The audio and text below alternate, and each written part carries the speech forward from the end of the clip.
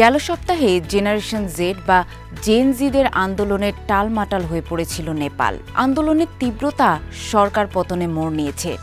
বিক্ষুব্ধ জনতা পুড়িয়ে দিয়েছে দেশের অনেক সরকারি বেসরকারি অবকাঠামো। সে সময় নেপালের সিংহ দরবারে আগুনের লেলিহান শিখার মাঝেই ভেসে উঠেছিল এক অদ্ভুত দৃশ্য।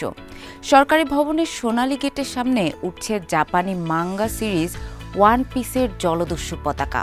খড়ের টুপি পরা খুলি, মুখে দুষ্টুমি ভরা হাসি।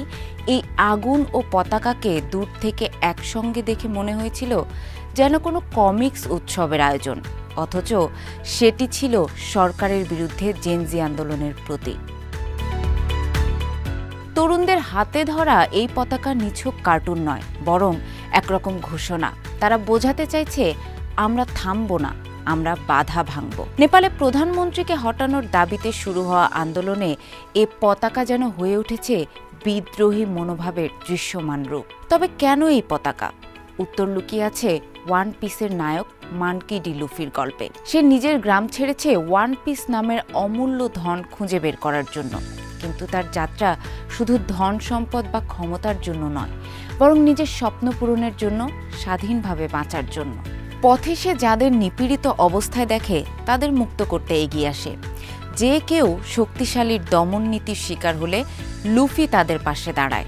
তার সবচেয়ে বড় শত্রু হল কাল্পনিক ওয়ার্ল্ড গভর্নমেন্ট, এক বিশাল ক্ষমতাশালী ব্যবস্থা যা দুর্বলদের দমিয়ে রাখে, স্বাধীনতার কণ্ঠরোধ করে। লুফি সেই ব্যবস্থার বিরুদ্ধে লড়াই করে তার বুদ্ধি, সাহস আর অসাধারণ শক্তি দিয়ে। এ লড়াই তাই এক ধরনের প্রতিরোধের প্রতীক হয়ে উঠেছে। বাস্তবের তরুণদের কাছে লুফির হাসি হয়ে উঠেছে তাদের দৃঢ়তার প্রতিচ্ছবি।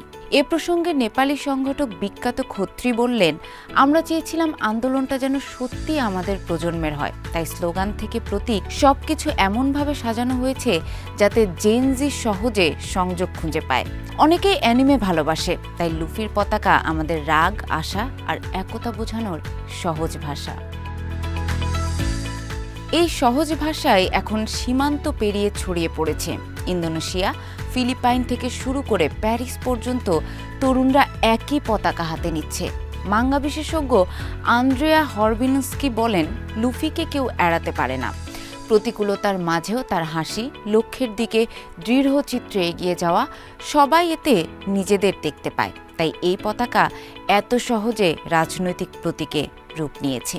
সামাজিক যোগাযোগ মাধ্যম এ পতাকার শক্তিকে আরও বাড়িয়ে দিয়েছে।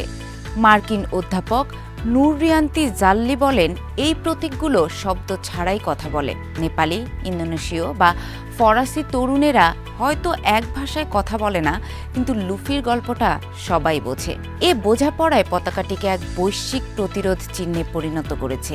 যেমন নেপালে পতাকার পাশে উঠে এসেছে নানান স্লোগান, জেনজি নীরব থাকবে না, তোমার বিলাসিতা আমাদের দুর্দশা, নেপো বেবিজ। রাজনীতিবিদদের সন্তানদের বিলাসী জীবন দেখিয়ে তরুণেরা বুঝিয়ে দিচ্ছে তাদের ক্ষোভ।